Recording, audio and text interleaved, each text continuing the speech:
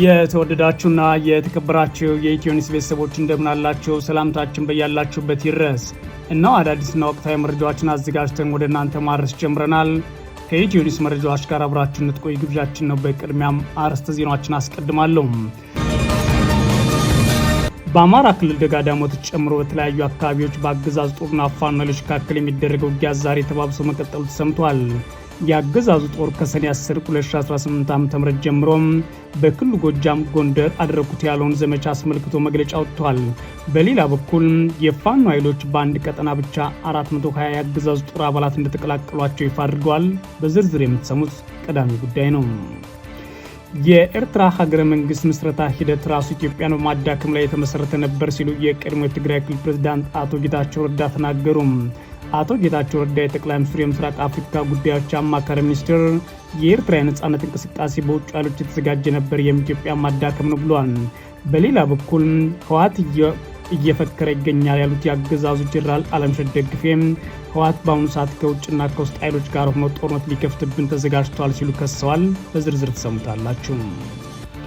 የሱዳን ጦር በብሉ ናይል ግዛት አዲስ በከፈተው ውጊያ በኢትዮጵያ ድንበር አቅራቢያ የሚገኝ አማጽያን ምሽግ መቆጣጠሩን ይፋ አድርጓል። በጀነራል አልቡርሃን የሚመራው ጦር በቀጠናው በአብይ አህመድና በኤምሬትስ የሚደገፉ የጦር ኃይሎችን ጥምረት እያሸነፈ መምጣቱ ተረጋግጧል። በዝርዝር የምናየው ሌላኛው ጉዳይ ነው። ሊቢያ የኢትዮጵያ፣ የኤርትራ፣ የሶማሊያና የሱዳን ዜጎች ወደ ግዛቷ እንዳይገቡ መከልከሏ ተሰምቷል። የሊቢያ ምስራቃዊ ክፍልን የሚቆጣጠሩ ባለስልጣናት የኢትዮጵያ፣ ኤርትራና የሱዳን እንዲሁም የሶማሊያ ዜጎች ወደ ሀገሪቱ ዝር አይሉም ያሉት ለምንድን ነው የሚለውን በዝርዝር ትሰሙታላችሁ። ፑንትላንድ የሶማሊያ ፌዴራል መንግስት የጎሳ ግጭት ለመቀስቀስ አሲሯል ስትል ከሰሰችም። ፑንትላንድ በአሁኑ ሰዓት ራስ ገዝ ለመሆን ጥረት እያደረገች ያለ ሲሆን በተለይም ደግሞ የሞቃዲሾ መንግስት አልቀበልም በማለት ዛሬም ለሁለተኛ ጊዜ ወደ ግጭት እያመራው ነው ብላለች። ዝርዝሩን ትሰሙታላችሁ። የተወደዳችሁና የተከበራችሁ የኢትዮኒውስ ቤተሰቦች ወደ ዝርዝሩ አልፋለሁ። አብራችሁን ቆዩ። በአማራ ክልል ደጋዳሞት ጨምሮ የተለያዩ አካባቢዎች በአገዛዙ ጦርና ፋኖ ኃይሎች መካከል የሚደረገው ውጊያ ዛሬም ተባብሶ የቀጠለ ሲሆን የአገዛዙ ጦር ከሰኔ 10 2018 ጀምሮ በክልሉ ጎጃምና ጎንደር አደረኩት ያለውን ዘመቻ በተመለከተ መረጃ ይፋ አድርጓል። በሌላ በኩል የፋኖ ኃይሎች በአንድ ቀጠና ብቻ 420 የአገዛዙ ጦር አባላት እንደተቀላቀሏቸው አስታውቀዋል።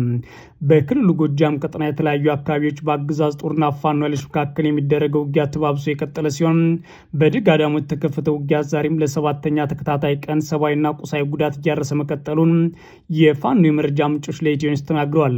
የአገዛዙ ጦር በርካታ ክፍለ ጦሮችን በተለያዩ አቅጣጫ ማሰለፍ ወደ ደጋዳሞት ውጊያ መክፈቱ መዘገባችን የሚታወስ ሲሆን በውጊያ የፋኖ ኃይሎች ከፍተኛ ወታደራዊ ኪሳራ አድርሰዋል ተብሏል።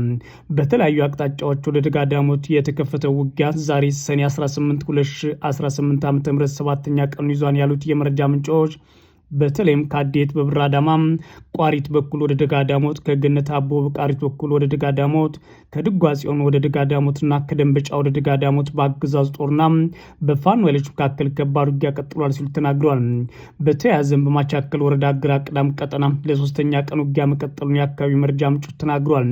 በጎጃም የተለያዩ አካባቢዎች የተከፈተው ውጊያ በባህር ዳር ዙሪያ የቀጠለ ሲሆን በትላንትናው ሰኔ 17 2018 ዓ.ም ምሽት ላይ በመሸንቲና ባህር ዳር መካከል ይነሳ የተባለ አካባቢ የፋኖ ኃይሎች በከፈቱ ድንገተኛ ጥቃት የሚሊሻ አባላት መገደላቸውም ተሰምቷል።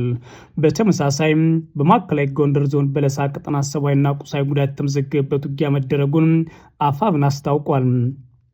የአገዛዙ ጦር በበለሳ ቀጠና ከአርባያ ከተማ ወደ አይሰግ ጉዞ ላይ ሳለ በፋኖ ኃይሎች ተኩስ ተከፍቶበት ነው ውጊያ የተቀሰቀሰው ያለው አፋብን በውጊያውም የፋኖ ኃይሎች በአገዛዙ ጦር ላይ ወታደራዊ ኪሳራ አድርሰዋል ሲል ነው ያስታወቀው። በተጨማሪም በአምባ ጊዮርጊስና ገደብዬ ቀጠና በትላንትናው ዕለት ከባድ ውጊያ መደረጉን የመረጃ ምንጮች ተናግሯል።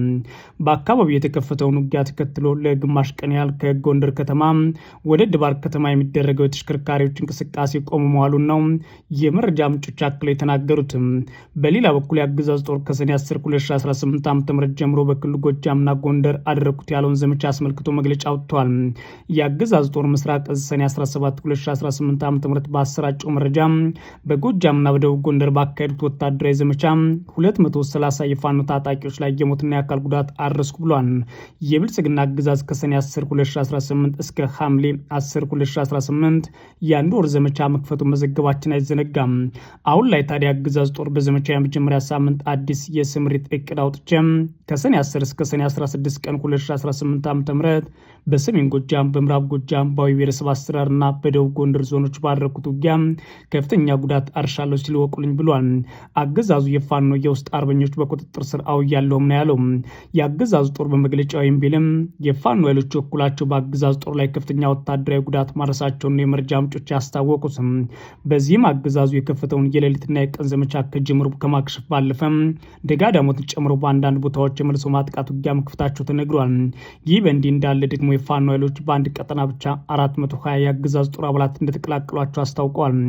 በአማራ ክልል ወሎ ቀጠና ከግንቦት 15 እስከ ሰኔ 15 2018 ዓ.ም በአንድ ወር ጊዜ ውስጥ 420 የአገዛዝ ጦር አባላት ከስምሪታቸው ወጥተው የፋኖ ኃይሎች ተቀላቅሏል ሲል አፋብን ምኒልክ ይፋ አድርጓል። የጦር አባላቱ የፋኖ ኃይሎች ሲቀላቀሉ በርካታ ትጥቅን ይዘው መሆኑን ነው አፋብን አክሎ ያስታወቀው። የኤርትራ ሀገረ መንግስት ምስረታ ራሱን ኢትዮጵያን በማዳከም ላይ የተመሰረተ ነበር አሉ አቶ ጌታቸው ረዳ። አቶ ጌታቸው ረዳ የጠቅላይ ሚኒስትሩ የምስራቅ አፍሪካ ጉዳዮች አማካሪ ሚኒስትሩ የኤርትራ ነጻነት እንቅስቃሴ በውጭ ኃይሎች የታገዘ ነበር ብለዋል። ሌላኛው የአገዛዙ ጀነራል ደግሞ ህወሓት እየፎከረ ነው፣ በአሁኑ ሰዓት የውጭና የአገር ውስጥ ጠላቶችን ይዞ ጦርነት ሊከፍትብን ተዘጋጅተዋል ብለዋል። በዛው አንድ መድረክ ላይ የኤርትራ ሀገረ መንግስት ምስረታ ኢትዮጵያን በማዳከምና በማፍረስ ላይ የተመሰረተ ነው ማለት የተናገሩት የብልጽግናው ጠቅላይ ሚኒስትር የምስራቅ አፍሪካ ጉዳዮች አማካሪ ሚኒስትር ጌታቸው ረዳ በሁለቱ ሀገራት መካከል ያለው የጦርነት ድባብ ከፍ እያለ በመጣበት ወቅት ላይ ነው። የቀድሞ የህወሓት ሹምና የትግራይ ክልል ጊዜያዊ አስተዳደር ፕሬዚዳንት የነበሩት አቶ ጌታቸው ረዳ በኤርትራ ላይ ክስ ማቅረባቸውን የቀጠሉ ሲሆን በሀገርነት ምስረታዋ ላይ ተጠየቅ ሲያቀርቡ ግን ይህ የመጀመሪያቸው ሆኗል። ጌታቸው ረዳ የአገዛዙ መከላከያ ሰራዊት ዋር ኮሌጅ ያዘጋጀው ዓመታዊ የብሔራዊ ደህንነት ኮንፈረንስ ላይ ባደረጉት ንግግር ይህ እሳቸው ያቀረቡትን ሀሳብ ጨምሮ የኤርትራ መሰራረት ኢትዮጵያን ለማዳከም ያለ ዓላማ በሚስጥር የሚይዝ ሳይሆን በአደባባይ የሚታወቅ ነው፣ ሊገለጽ ይገባል ማለታቸው የአገዛዙ ሚዲያዎች ዘግበዋል። ኤርትራ ወደ ነጻነት እንቅስቃሴ ያስገቡ ኃይሎች ኢትዮጵያን ማዳከም የሚፈልጉ ኃይሎች ናቸው ማለት የሚከሱት አቶ ጌታቸው ረዳ የኤርትራን የሀገርነት ህልውና መረጋገጥ ሁሌም ኢትዮጵያን ከማዳከም ስሌት ጋር ተያይዞ የመጣ ነው ማለታቸው ተሰምቷል። የኤርትራ መንግስት የኢትዮጵያ ውስጥ ያሉ ኃይሎችን በማደራጀት ኢትዮጵያ ውስጥ ምንም አይነት መረጋጋት እንዳይኖር በመስራት ኢትዮጵያ ላይ የደህንነት ስጋት ሲደቅን ቆይቷል ማለት የሚከሱት አቶ ጌታቸው ረዳ በጉድለቶች ላይ መስራት አለብን ሲሉ ለአገዛዙ ጦር ጀነራሎች በመድረኩ ላይ ተናግረዋል። በሌላ በኩል በመድረኩ ላይ የተገኙት የአገዛዙ ጀነራል ህወሓትን ከሰዋል። ህወሓት እየፎከረ ነው ማለት ዛቻቸውን ያቀረቡት ጀነራል አለምሸት ደግፌ ጽንፈኛ ሊቃን ከየትኛው ብሔር ይምጣ ከራሱ የስልጣን ፍላጎት ውጭ ለሀገር ሉዓላዊነት ክብር አይሰጥም በማለት እሳቸውና የአብይ አህመድ ቡድንም ለሀገር ክብር እንደሌላቸው በተዘዋዋሪ ሲናገሩት ሰምተዋል። ህወሓት አሁንም የትግራይን ወጣቶች ወደ አዲስ ጦርነት ለመጋድ ዝግጅት እያደረጉ ነው የሚሉት እኒሁ ላለፉት 8 ዓመታት የኢትዮጵያን ወጣቶች በአስገዳጅ ሁኔታ ከዩኒቨርሲቲና ከጸበል ቦታዎች ጭምር እንዲሁም ከሆስፒታሎች እያፈሱ የሚያዘምቱት ጀነራል አሁን ላይ የሚከሱትን የአገዛዙ ጦር ኃይሎች ጠቅላይ ኤታማዦር ሹም ቢሆኑም አማካሪ ሆነው በቀሩባቸው ቦታዎች በሙሉ እንዴት ጦርነት ማስቀጠል የሚቻልባቸው ሁኔታዎች ይፈጠራሉ በሚለው ላይ አተኩረው እንደሚሰሩ ይነገርላቸዋል። በተለይም ታዲያ አሁን ላይ በተለያዩ ሀገራችን አካባቢዎች ለታዩ የጸጥታ ችግሮች ዋነኛ ምክንያት ጽንፈኝነት ነው የሚሉት አለምሸት ደግፌ ጽንፈኝነት የአገሪቱ ችግር መሆኑን ሳይሆን የተገለጸው እሳቸውና ጓዶቻቸው በሚንከባከቡት የኮሚሽን ምክክር መድረክ በኩል ከቀረቡት ነጥቦች ግን አንዱ እንኳን አልሆነም። ጀነራሉ የአገሪቱ ችግር በምክር ይፈታል የሚለው የአገዛዙን 8 ነጥቦች ትላንት ምሽት ቢገለጹም የአገሪቱ ዋነኛ ችግር ግን ጽንፈኝነት ነው ያሉት ዛሬ ነው በብሔራዊ ቴሌቪዥን። ጀነራል አለምሸት ደግፌ ጽንፈኛ ያሏቸው ኃይሎች ታዲያ ከውጭ ጠላቶች ጋር ጭምር በመጣመር የራሳቸውን ፍላጎት በህዝብ ላይ ለመጫንና የደም መፋሰስ ሂደት እንዲቀጥል እያደረጉ ነው ማለታቸው የወነጀሉ ሲሆን ህወሓትን በስም ጠቅሰው አሁን ላይ ይህ ቡድን በወቅቱ በህዝብ ላይ የግዳጅ ወታደራዊ ምልመላ እያካሄደ ይገኛል። ልክ 5 ዓመት በፊት እንዳደረገው ሁሉም ዳግም እየፎከረ ነው። ለዚህ እኮ ዓላማውም ከሀገር ውስጥና የውጭ ጸረ ሰላም ኃይሎች ጋር ችግር ለመፍጠር በዝግጅት ላይ ይገኛል ብለዋል። ጀነራል አለምሸት ደግፌ ይህን ቢሉም አቶ ጌታቸው ረዳ ኤርትራን ሲከሱም እሳቸው ህወሓትን የሚከሱት በጦርነት ዝግጅት ቢሆንም እሳቸውና ጓዶቻቸው ደግሞ በትግራይ እንዲሁም በአስመራ ላይ አጠቃላይ እንዴት ውጊያ መክፈት ይቻላል በሚለው ላይ ባለፉት 1 ዓመታት ሲዘጋጁ መቆየታቸው መዘገባችን ይታወሳል። የሱዳን ጦር በብሉ ናይል ግዛት አዲስ በከፈተው ውጊያ በኢትዮጵያ ድንበር አቅራቢያ የሚገኝ አማጽያን ምሽግ መቆጣጠሩ አስታውቋል። በጀነራል አልቡርሃን የሚመራው ጦር በቀጠናው በአብይ አህመድና በኤምሬትስ የሚደገፈውን ጥምር ጦር እያሽመደመደ ይገኛል ተብሏል። የሱዳን የእርስ በርስ ጦርነት በተለያዩ ግንባሮች እየተጠናከረ ባለበት በአሁኑ ወቅት የሱዳን ሰራዊት በብሉ ናይል ክልል መጠነ ሰፊ ወታደራዊ ጥቃት በመክፈት በኢትዮጵያ ድንበር አቅራቢያ የሚገኝ ቁልፍ የአማጽያን ምሽግ ተቆጣጥሬያለሁ ብሏል። ሱዳን ትሪቡንና የቻይናው ዥንዋ እንደዘገቡት ከሆነ ወታደራዊ ዘመቻው ማክሰኞ ዕለት በጌሳን ወረዳ በ4ኛ እግረኛ ክፍለ ጦር ስር በሚገኙ የሱዳን ሰራዊት 13ኛ እግረኛ ብርጌድ የተካሄደ ሲሆን ጥቃቱ ከኢትዮጵያና ሱዳን ድንበር በግምት 1 ኪሎ ሜትር ርቀት ላይ የሚገኙ ካቡ ዱግላና አንሻምቦ ባሻገር ያሉ አካባቢዎችን ኢላማ ያደረገ ነው ተብሏል። መከላከያ ሰራዊቱ አልባር የተባለውን አካባቢ ሙሉ በሙሉ በቁጥጥር ስር መዋሉን የገለጸ ሲሆን ቦታው ጆሴፍ ቱካ በሚመራው የሱዳን ህዝብ ነጻነት ንቅናቄ ሰሜን ይዞታ ስር የነበረ ትልቅ ቁልፍ ምሽግ ነው ተብሏል።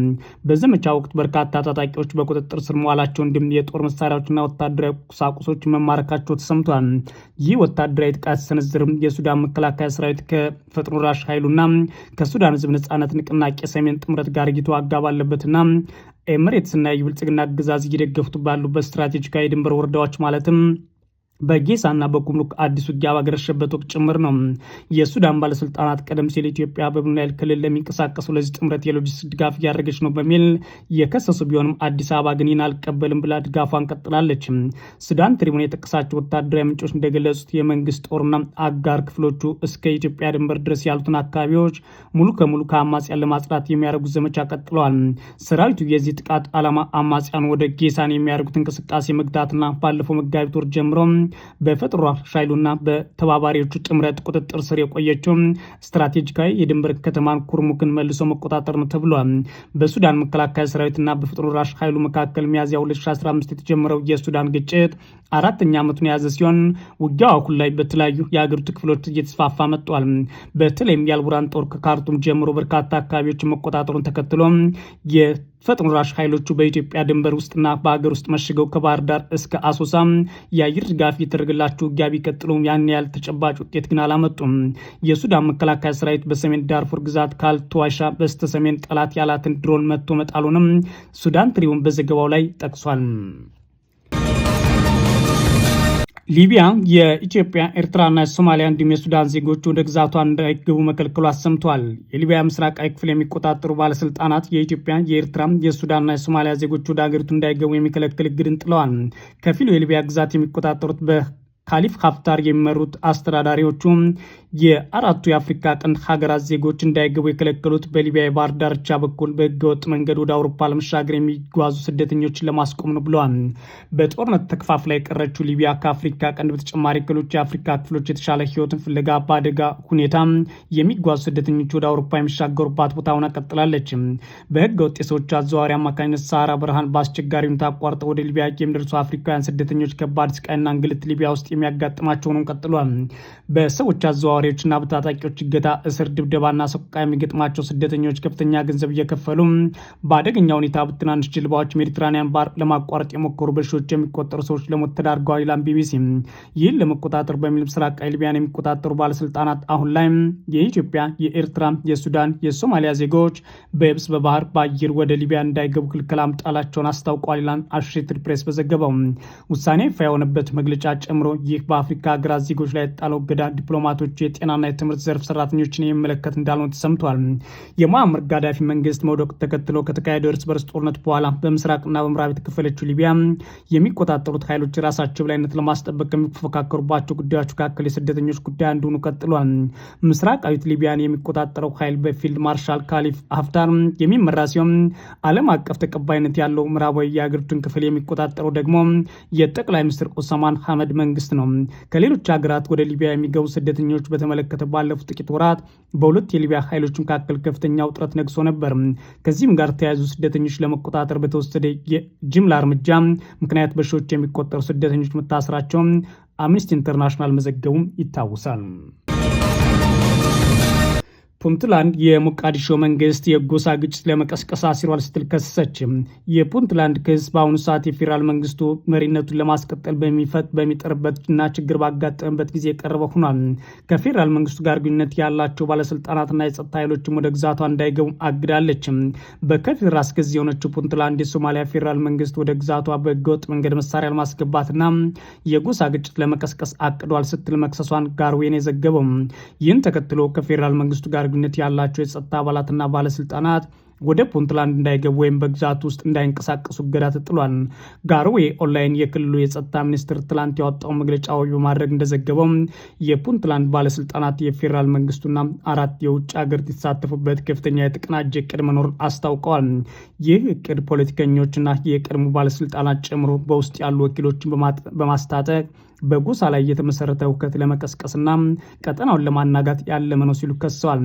መግለጫው ፑንትላንድ ዘመቻ በፕሬዝዳንት ሰኢድ አብዱላይ ዴኒ የሚመራውን ክልላዊ አስተዳደር ለመናድ ከሞቃዲሾ ጋር በስልጣን ክፍፍል በህጋዊ መንግስት ዝግጅነትና በሀብት አስተዳደር ዙሪያ በሚደረጉ ቀጣይ ውዝግቦች ላይ የፑንትላንድን የፖለቲካ አቋም ለማዳከም የታለመ ነው ብላ ታምናለች ብሏል።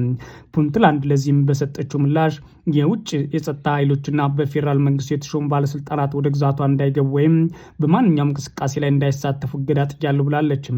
ይህ እርምጃ ከፌዴራል መንግስቱ ጋር የተያዙ የጸጥታ ዘመቻዎችን የሚያግድ ሲሆን በፑንትላንድና በሞቃዲሾ አስተዳደር መካከል ላለፉት ወራት ውጥረት መባባስ ተከትሎም የተወሰደ ነው።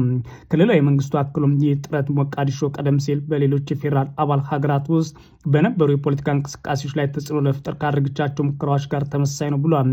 ፑንትላንድ ቀደም ሲል የፕሬዝዳንት ሐሰን ሼክ መሐመድ አስተዳደር በክልሉ ውስጥ ያሉ የሚሊሻዎችን ደግፋል በሚል የከሰች ቢሆንም የፌዴራል መንግስቱ ግን የቀረበበት ክስ ውድቅ ማድረጉ ይታወሳል። ይህ አዲስ እርምጃ የተወሰደው በህገ መንግስታዊ ማሻሻያና በፌዴራል አስተዳደር የስልጣን ዘመን ላይ በተፈጠረ አለመግባባት ሳቢያ በፑንትላንድና ፌዴራል መንግስቱ መካከል ያለው ግንኙነት በከፍተኛ ሁኔታ በሻከረበት ወቅት ነው። ፑንትላንድ የፌዴራሉን አገዛዝ የስልጣን ዘመን በግንቦት 2018 ያበቃ መሆኑን ስታወጅ የሶማሊያ ፕሬዝዳንት እውቅና ማንሳቷም ይታወቃል። የሶማሊያ ፌዴራል መንግስት የዘገባ እስከተጠናከረበት ጊዜ ድረስ ለቀረበበት ክስ ይፋ ምላሽ አለመስጠቱን ተዘግቧል። የተወደዳችሁና የተከበራችሁ የኢትዮ ኒውስ ቤተሰቦች መረጃዎቻችን እነዚህ ነበሩ። መልካም ጊዜ እመኛለሁ።